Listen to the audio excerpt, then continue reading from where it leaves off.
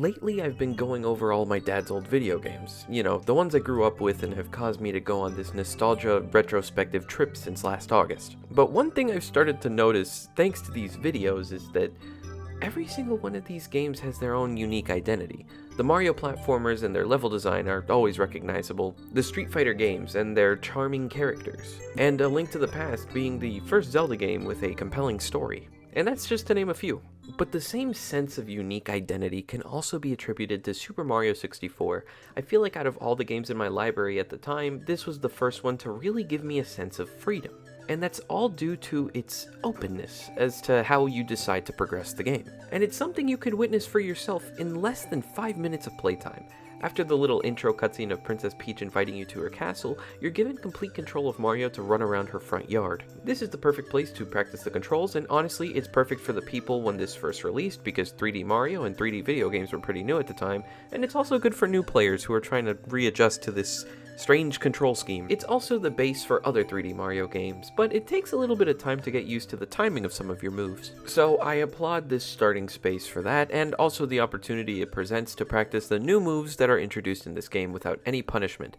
For example, the continuous jump followed by the triple jump, a side jump, a backwards jump, a wall kick, a dive, and in my opinion, one of the most revolutionary moves in the entire franchise, the long jump. The long way. Also, instead of running being tied to the B button, it is instead used for melee attacks.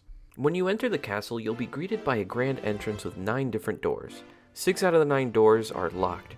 Some marked with stars that have numbers on them, one with a gigantic lock, and another one with a plain power star just covering the whole door. The 2 open doors in the center of the castle lead to the same dead end and another locked door, so now you're pretty much forced to enter a door with a plain star all the way on the left-hand side of the castle. And now you're probably asking, but Kurffy, what happened? I thought you said this game was open. Well, it is. The final door leads to the beloved Bob-omb Battlefield. Here's where the game's openness starts to show. You see, the level tells us the objective is to go to the mountain summit. However, since the game's levels are pretty much a big open zone, rather than going straight from point A to point B like the previous games, it encourages the opportunity of discovery. With the first level, you'll mainly notice gameplay concepts the developers obviously wanted you to grow accustomed to or keep track of or just have in the back of your mind. They do this by showing them to you while you follow this obvious dirt path, and you cannot deny the first thing you're drawn to when you start this level is the dirt path right here. But since the game doesn't demand it of you, you don't necessarily have to follow it, and the game makes that clear. You don't have to follow any laid out path by removing the path altogether. Once you pass the seesaw bridge, the path pretty much ends. There's a little bit of stairs at the end implying like the direction of the objective, but again, you don't have to follow that. I remember, as a kid, going to the left and finding these 3 stakes on the ground, punching them, diving into them, and seeing if I can get any sort of reaction out of them.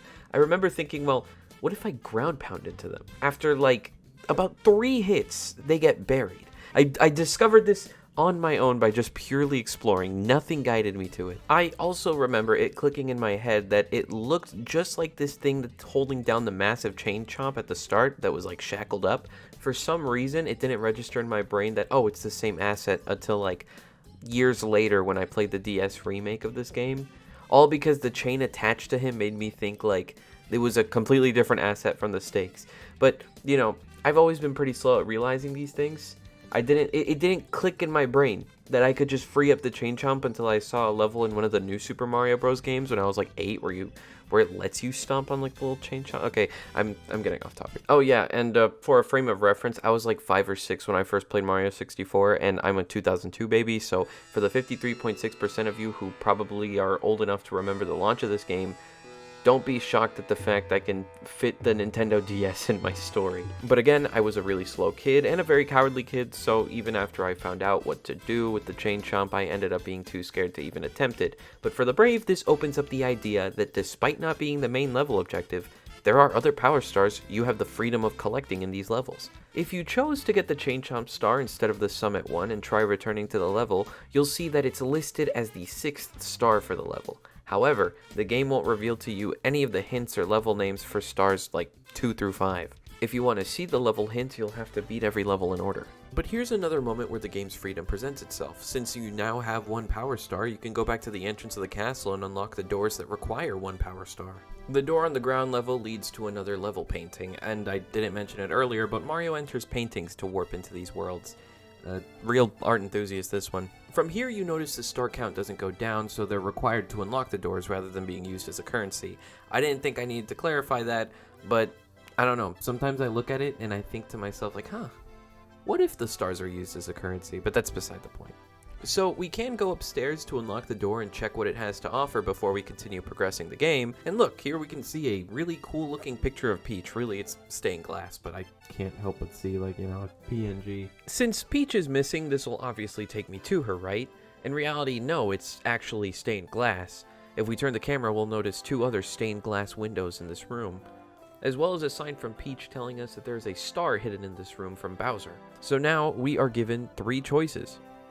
Go to the new level, go back to Bob-omb Battlefield, or complete this new secret level. But here's the best part. Beating 1 level of Bob-omb Battlefield is the only obstacle from picking other levels at the start from here.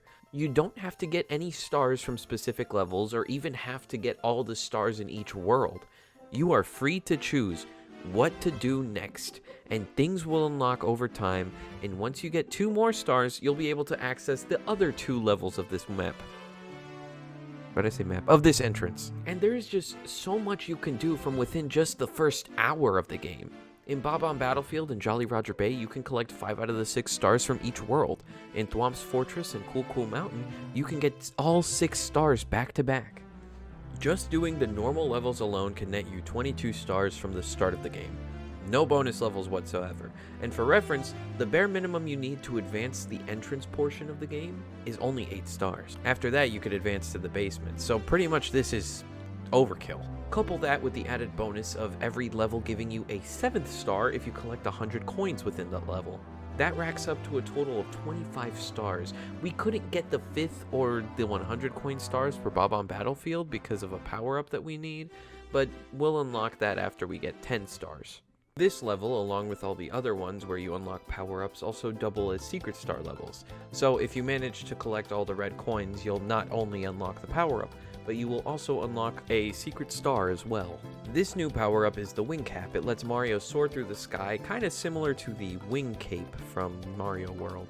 I always sucked at using it, so I'm not going to count this star in this level, but completing Bob-omb Battlefield actually requires that you, at the very least, unlock the wing cap. With the wing cap, we can get the remaining 2 stars in Bob-omb Battlefield, ranking us up to 27. Now that I think about it, aside from the star requirements, the need to use the power-up is the only restriction the game has, and that includes the other 2 power-ups we'll unlock later. Luckily, they aren't that hard to find, and we'll get them eventually, which is great because I can't stand having a blank spot in Jolly Roger Bay. Going back upstairs and entering the correct stained glass will lead you to the famous slider level.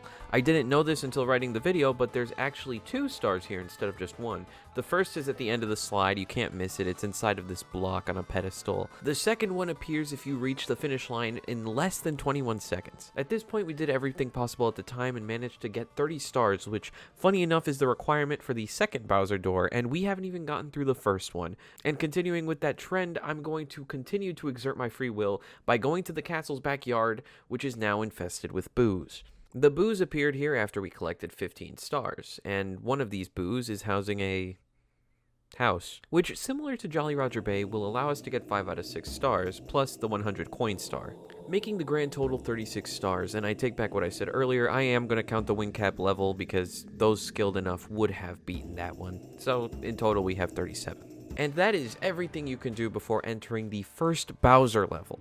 Again, we only needed 8 stars. Everything done up until this point was a choice. Bowser levels only have 1 star tied to them, and it's also optional. It's another red coin hunt, but this one counts as a castle star. The only reason you need to fight Bowser is so that you can get the key to the next area, that being the basement.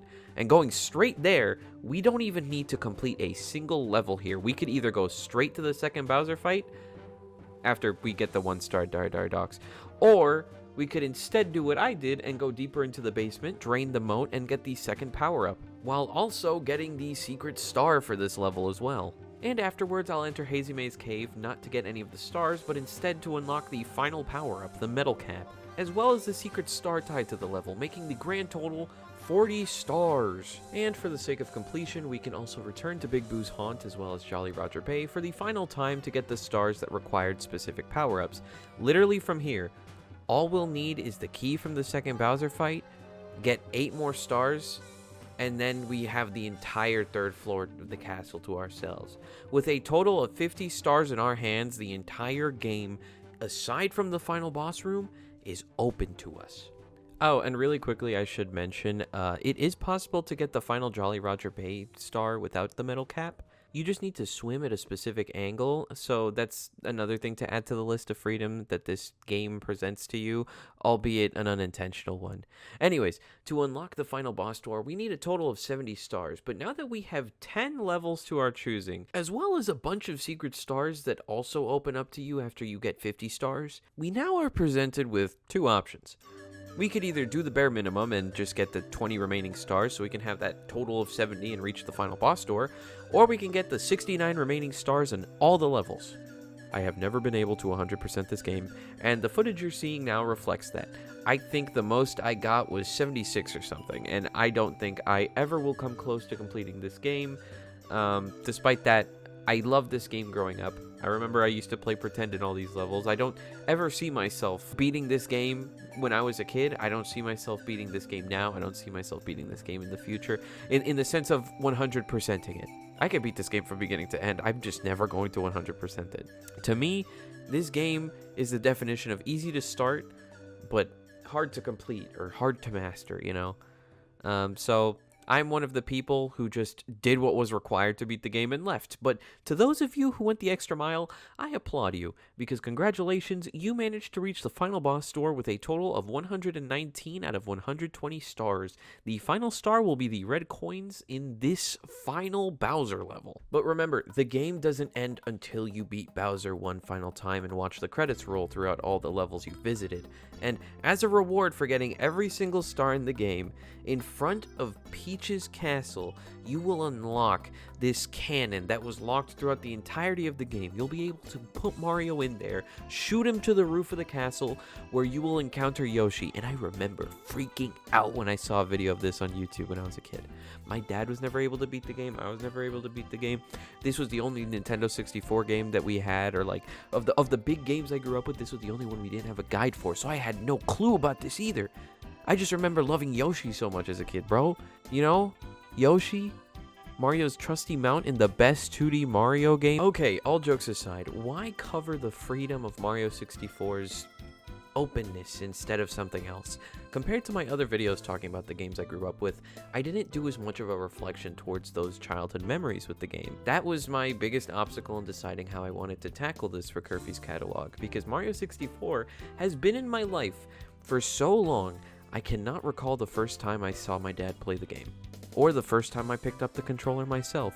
I really wish I could talk about like my first time playing, my first impressions of things, just like those other, you know, Mario 64 retrospectives you see out there, but I was just so young that I don't remember my feelings tied to many of the wonderful discoveries and experiences I made, aside from being scared of the chain chomp and being frustrated that the castle's cannon couldn't open. You know, everyone was frustrated with that. I find that funny that everyone shared that in common. But I felt I remembered something a little more important than that, and that's just the freedom to run around these levels to my liking. Felt like exploring a playground or like a massive garden, and that kind of takes me back to kind of stuff Shigeru Miyamoto has said about his games, where he's trying to create a little garden. In reality, it's something called Hikoniwa. It's like a Japanese concept. There's a really cool video on it. I recommend you all watch. But that's another topic. Either way, Mario 64. I just really liked it. I really liked that feeling of being in a playground or like a garden. I liked the fact that there was no time limit like the 2D Marios. No swarm of enemies like A Link to the Past, and no sense of like fear, anxiety, or just like feeling of being rushed, you know? It's just Mario jumping around like the jolly little plumber he is, and the way that I always saw him being portrayed in those guidebooks for the SNES games. And for me, remembering something like that, I think that just goes to show how much more impactful that aspect of Mario 64 was for me. And I'm sure that there are people out there who probably feel the same way as me. And I almost forgot, when it comes to the other 3D Mario games, Mario 64 serves as a blueprint or foundation, but they don't all follow the same formula. I don't think formula is the right word, but let me tell you what I've found. I've kind of realized there are 3 types of 3D Marios, at least currently, that we have. The first are the open ones that allow you to progress after collecting enough of whatever it asks you for. And it doesn't essentially, like, it just doesn't force you to get anything specific. It just tells you just get this amount. Doesn't matter where, doesn't matter how, just get them, Those are Mario 64, the DS Remake, Odyssey, Bowser's Fury, and Mario Galaxy. The second are the goal-based 3D Mario games, pretty much just the ones that are like almost like the 2D games, except they're in 3D, You don't have to collect anything aside from like some stuff that just finds extra levels for you or whatnot. And those are 3D Land and 3D World. Finally, there is the only 3D Mario based off of a mandatory progression system. System's not the right word. But either way, Mario Sunshine, where it is required that you beat the 7th level of every stage. Meaning that you have to beat every level of the game, except for level 1 of stage 1, funny enough. That's the only skippable one. I know it's a well-loved game, and even I gave it a chance a few years ago. And I still think it's a great game, aside from just getting stuck in Pianta Village. But objectively speaking, Sunshine is the most limiting. It is the most linear. I mean, all these other games have levels you can skip. Mario 64 can just skip a whole basement entirely. Also, personally, I've gotten a chance to borrow Odyssey from a friend once. I never got to 100% the game, but even just beating the game and experiencing it from beginning to end, I can honestly say that that game is equivalent to being this generation's Mario 64. It brought back some of those childhood feelings of playing Mario 64 as a kid, and I feel like it translates those same exact feelings for the younger generation now. Anyways, it is March 2025. While I'm writing this, the final Nintendo 64 game I grew up with will get a video hopefully in late May to mid-June. And I say hopefully because I really don't want it to be delayed for like 4 months like the Link to the Past video was. Next month, however, you can vote as to what you'd like me to cover. If you go over to my community tab, you can vote for either a unique type of game console I grew up with, which is a console but kind of not a console because you can't really call it a console, or my most recent obsession, a horror franchise I surprisingly recently gotten into, and I am not a fan of horror, and I mainly got into it because of the lore. And no, it is not FNAF. Anyways, that is it from me. Thank you for watching. Like and subscribe. God bless, and I will see you all in the next one. Goodbye, everyone.